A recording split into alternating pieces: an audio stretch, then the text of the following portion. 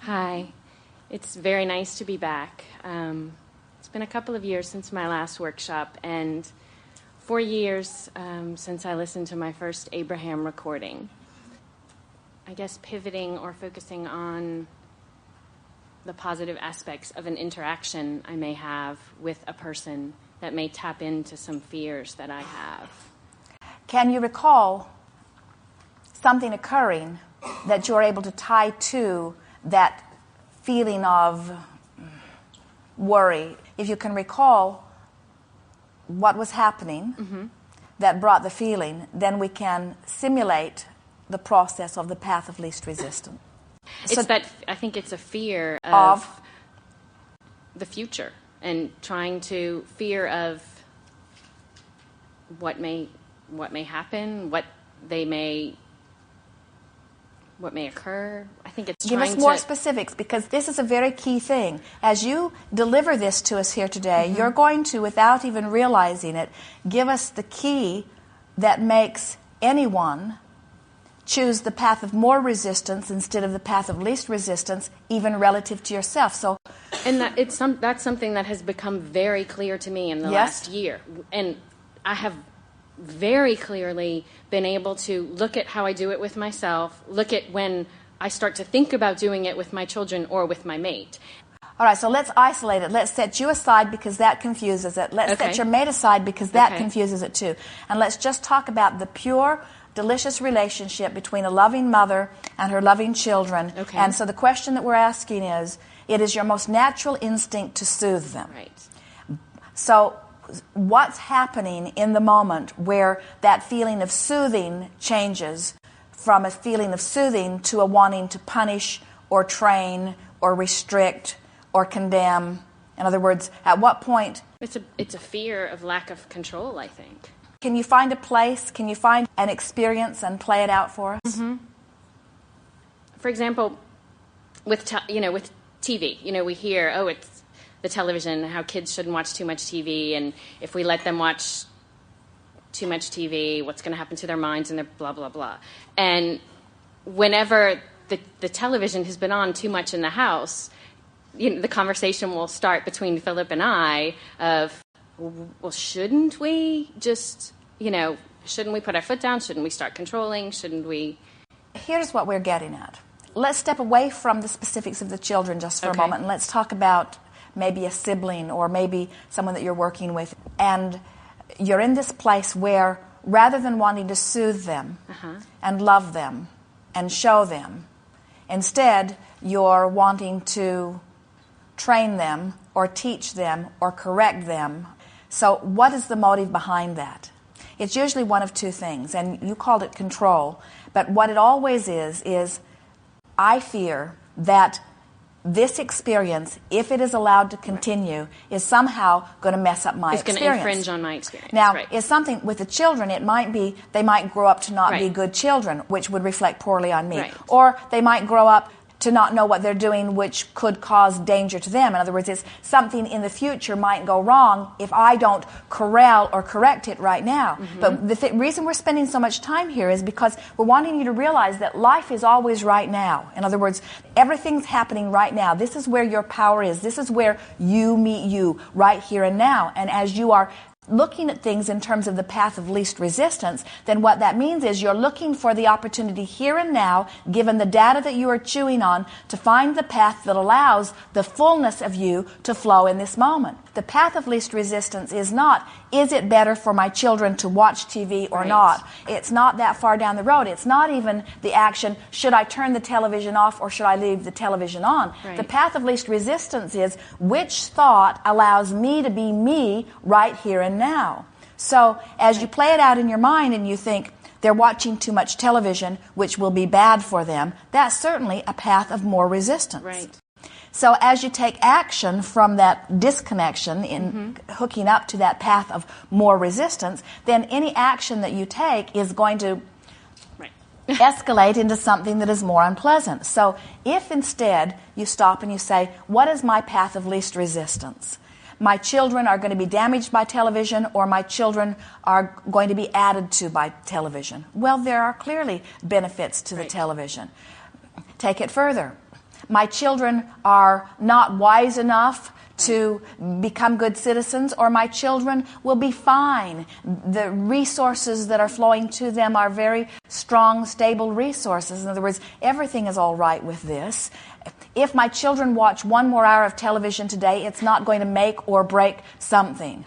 I am really wanting to provide more things for them to do other than watch television. There is a desire that is bubbling within me, but I'm not ready to act on it right now. And really right now, for me, the path of least resistance is just to continue to let this go right here. And you see what we're getting at? No matter where you're standing in any moment, as you start making a decision to reach for the path of least resistance, and it's easier when things are not escalating. In other words, it's easier for us to have this conversation with you here about this than in the middle of the kids fighting over what they're going to watch on television, or in the middle of you coming in and realizing that they're watching some violence and they're captivated by it that you didn't mean for them to see, or something of that nature. What we really want to find a way of saying, and so we keep reaching for it in so many ways, is that right here and now, where your moment is unfolding, you're just reaching for the best possible thought right here and now. And we want to lay over this powerful statement that we think you are aware of, but we do not think that you always are practicing, and that is, if nothing is more important to you than that you soothe your children, you would always choose the path of least resistance.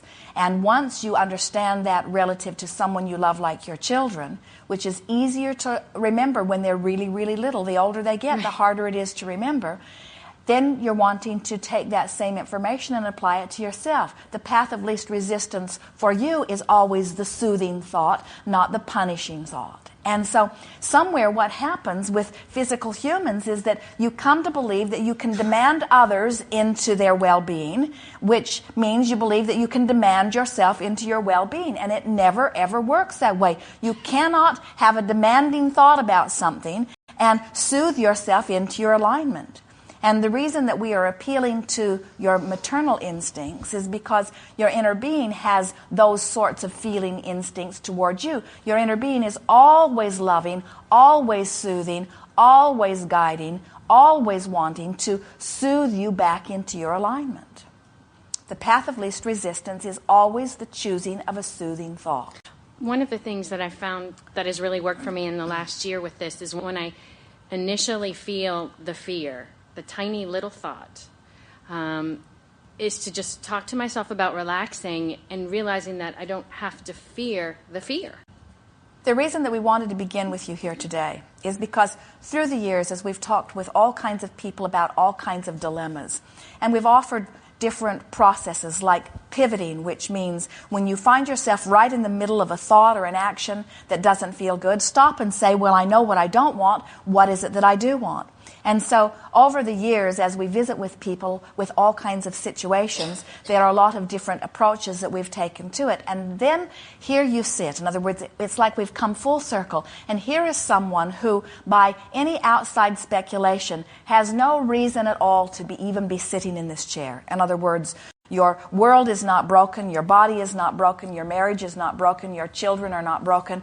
In other words, you do not have a broken world. And yet here you are intensely wanting to fine-tune your experience. And we would like to start with everyone by saying, just reach for the thought that feels better. But when someone's world is crumbling, when their husband is left, or when their children are in jail, or when they have financial ruin, or when they have some disease in their body, then to talk to them about fine-tuning, it's like they cannot hear it at all. It's always the same answer, no matter how big or small your situation is. You're always just wanting to reach for the thought that feels the best, for the path of least resistance. And it is our promise to you that as it will resolve what others would say are minor ripples in your world, it would resolve even the major ripples in the most major and uncomfortable of situations, because it's always the same thing. These things are always true. Well-being is what is natural, and if you are not living it to any degree, it is because you are holding thoughts that are not letting it in. End of story. There is nothing else. Enough for now? Enough. Very Thank good. you. We are appreciating your fine-tuning with us. Thank yes. you. Yes, indeed.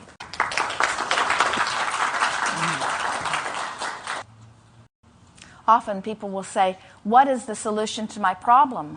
What should I do? What is the action that I should take? And we say, Those are way too big of questions. Those are way too big of steps. We don't want to talk about what to do. We want to talk about how to feel, which means we want to talk about the next thought, which means we want to talk about the path of least resistance. What can I do to feel better? That's what your world is about. That's what your now is about. What can I do to feel the best right now? What can I do to feel the best right now? It's not about what decision to make, which way to go, which action to choose, which thing to do. It's about which thought to think, which feeling to feel, and then everything falls into place. Yes. In your clarity, in your knowledge, in your stability, you just pick from among the choices to satisfy your preferences. But if you do not feel that you get to choose, if it feels like the variety is out there in some sort of assertive fashion, then somehow contrast or variety frightens you or troubles you. And then you say, I would like contrast to be limited to only the things that I like. Because if contrast is going to be forced on me, then we need to get rid of all parts of the contrast that don't please me. Since I can't control what part of the contrast comes to me, then let's limit what's out there. So that would be like a chef going to a well-stocked kitchen and saying, I only use these ingredients, let's throw all of the others out. Because I fear if we leave the other ingredients in the kitchen, they will jump into my pie. And we say, they do not have the ability to jump into this cook's pie. He can put them in the pie or not, but the ingredients cannot assert themselves. And so it is the same with the ingredients of your diverse and contrasting world.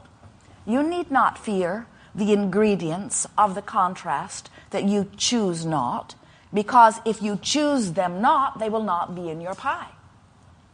So why are so many people so worried about things that are out there? Why do they want to rid the world of things that they would not choose? It can only be for one reason. They do not feel certainty about how things get in their pie. They do not understand that only that which is a vibrational match to your vibration can come unto you. So what it comes down to, whether we are standing in your physical format or in our non-physical format, this universe that we are all a part of, which is vibrationally based, is based upon law of attraction, which says when you emit a vibrational signal, you activate within yourself a calling point, and law of attraction answers that calling point with something that matches it. So this explains how people come to the place of being afraid of contrast. They have discovered that sometimes they attract or call into their experience things that they do not want. And so they assume that there must be some assertion that is happening in the universe, something that makes this contrast able to jump into your pie, whether you want it there or not. And then you end up with things that you do not want to live or experience, or in the case of the pie, eat. And we say to you, there is no assertion anywhere. Everything is based upon law of attraction. So if that is happening to you or to someone that you have observed, it can only be for one reason. You're offering vibrations without realizing that you're offering them, or without understanding the importance of the vibrations that you're offering. To clear it up, we say simply, anything that you give your attention to, you achieve vibrational harmony with. And if you keep it up, it's going to come into your experience. It's just the way it is in an attraction-based universe. If there is something that you see in your experience that you want to experience, and you are shouting yes at it, with enough attention to it, you can achieve such vibrational harmony with it that you begin to attract it into your experience. But in like manner, if you see something that you do not want and you shout no at it, with enough attention to it, you can achieve vibrational harmony with it and attract it into your experience. Because in a vibrational universe, there is not yes and no. There is locked on or not. There is being a vibrational match to the signal or not. And that really is what we are wanting to talk with you about today.